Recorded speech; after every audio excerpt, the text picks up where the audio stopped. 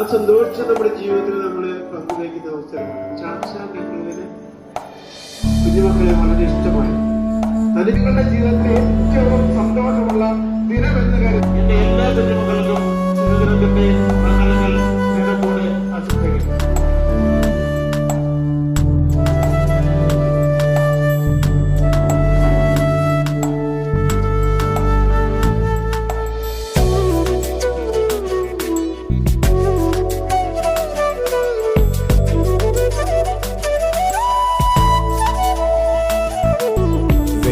പറവകളായി നാം പൊങ്ങിപ്പടരാം വർണ്ണം വിതറിയ വാനിൽ